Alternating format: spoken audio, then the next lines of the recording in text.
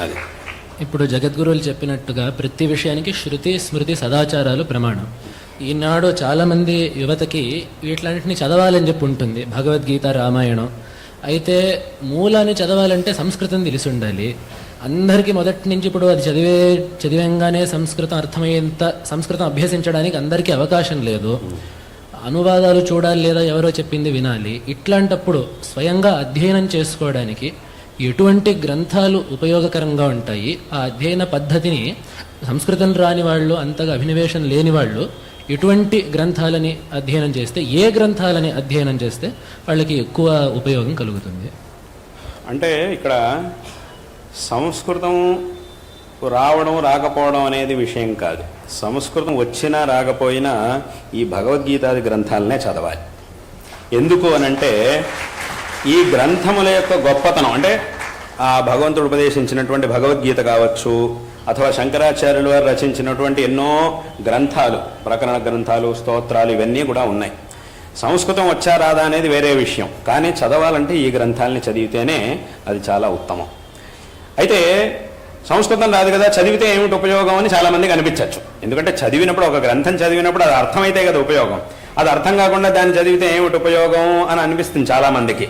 కానీ అర్థం కాకుండా చదివితే ఏమిటి ఉపయోగం అనేది మిగతా గ్రంథాల విషయాల్లో ఉండొచ్చు, కానీ ఈ భగవద్గీత అథవా శంకరులు రచించినటువంటి గ్రంథాల విషయంలో మాత్రం ఆ మాటకు అవకాశం లేదు. ఎందుకంటే ఈ గ్రంథముల యొక్క గొప్పతనం ఏమిటి అనంటే అవి అర్థం కాకపోయినా కూడా ప్రతిరోజు వాటిని కనుక పారాయణ చేశాము అనంటే మనకి తెలియనటువంటి ఒక అలౌకికమైన సంస్కారం ఖచ్చితంగా మనకు ఏర్పడుతుంది. అందులో ఏ విధమైనటువంటి సందేహం లేదు. అదే ఈ గ్రంథముల యొక్క గొప్పతనం.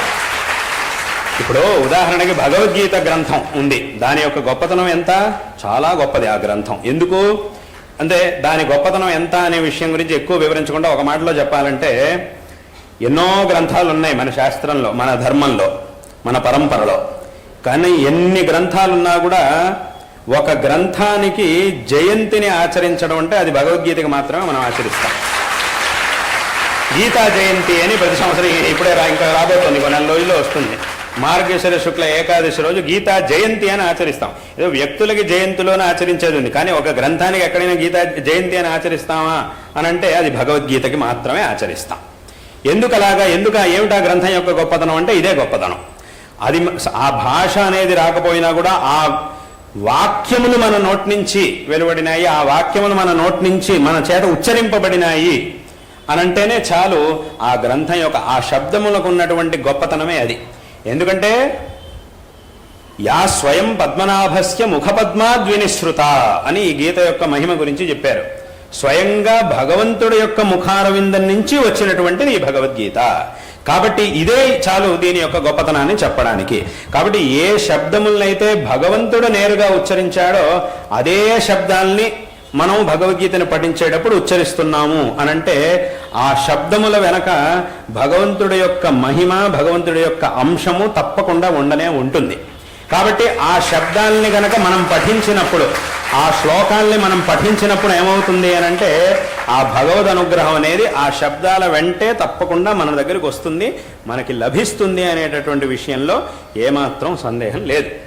కాబట్టి దీన్ని చక్కగా రోజు భగవద్గీతని పారాయణ చేయడం, అథవా శంకరాచార్యుల వారు రచించినటువంటి ఆ స్తోత్రముల్ని, చిన్న చిన్న ప్రకరణ గ్రంథాలని, వాటన్నింటినీ కూడా పఠించడం అనేటటువంటి ఒక అభ్యాసాన్ని గనక, ఒక అలవాటుని గనక రోజు అందరూ పెట్టుకొని ఎంత వీలైతే అంత, కనీసం ఒక శ్లోకమా, 10 శ్లోకాలా, ఒక అధ్యాయమా, ఒక స్తోత్రమా, ఏదైనా సరే కొన్ని శ్లోకాలనైనా శ్రద్ధగా పఠించేటటువంటి అలవాటును కనుక పెట్టుకుంటే తప్పకుండా కాలక్రమేణా అక్కడ చెప్పబడేటటువంటి విషయాలన్నీ కూడా మనకి తప్పకుండా తెలుస్తాయి.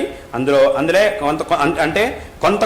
కొంచెం కొంచెంగా అక్కడ ఉన్నటువంటి విషయముల యొక్క పరిజ్ఞానం, పరిచయం అనేది మనకి తప్పకుండా ఏర్పడుతుంది.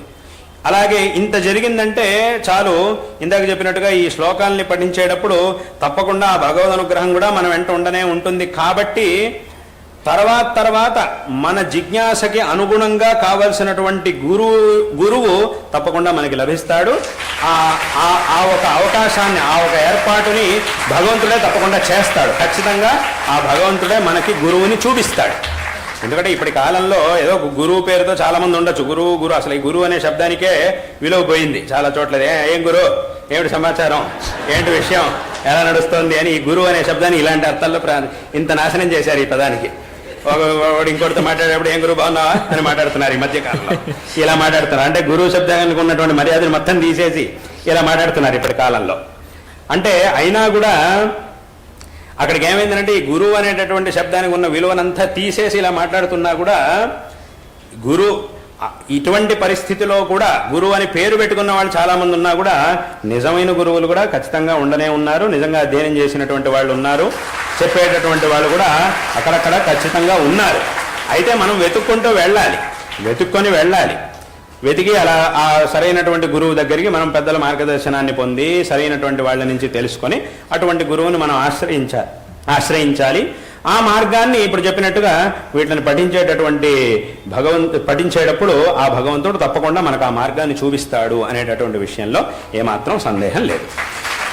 అదేవిధంగా ఈ గ్రంథముల్లో ఉన్నటువంటి విషయాల్ని ప్రతిపాదన చేస్తూ అక్కడ ఉన్నటువంటి విషయాల్ని చెప్తూ కొన్ని పుస్తకాల్ని ప్రామాణికమైనటువంటి వ్యక్తులు రచించినటువంటి కొన్ని పుస్తకాలు ఉండనే ఉన్నాయి. అదేవిధంగా ఇప్పటి కాలంలో ఉపన్యాసాలు సరైనటువంటి పండితులు, సరైనటువంటి సంప్రదాయంగా అధ్యయనం చేసినటువంటి పండితులు చేసేటటువంటి ఉపన్యాసాలు ఇవన్నీ కూడా ఇప్పుడు ఆన్లైన్ మాధ్యమంలో చాలా మంది చూస్తూనే ఉంటారు. ఇప్పుడు మేము ఇక్కడ చేసేటటువంటి ప్రవచనాలే ఎంతో మంది ఎక్కడో చాలా చోట్ల చూస్తుంటారు, మా దగ్గరకు వచ్చి చెప్తుంటారు మీ ప్రవచనం మేము చూసాము. వాళ్ళు ఇక్కడ ఉన్నటువంటి వాళ్ళు కాదు, ఎక్కడో ఉన్నటువంటి వాళ్ళు, కానీ మేము చూసాము అని చెప్తున్నారు. చెప్పినటువంటి విషయాన్ని కూడా తెలుసుకోగలుగుతున్నారు. ఇంకా మన పండితులు వాళ్ళందరూ కూడా చేసేటటువంటి చాలా చోట్ల మన యొక్క సంస్థ ద్వారా ఏర్పరిచేటటువంటి కార్యక్రమాల్లో కూడా చెప్పేటటువంటి ప్రవచనాలందరూ కూడా చాలా చోట్ల వింటున్నారు. అటువంటి ప్రామాణికమైనటువంటి వ్యక్తుల నుంచి ప్రవచనాలను విని చాలా విషయాన్ని మనం తెలుసుకోగలుగుతాం.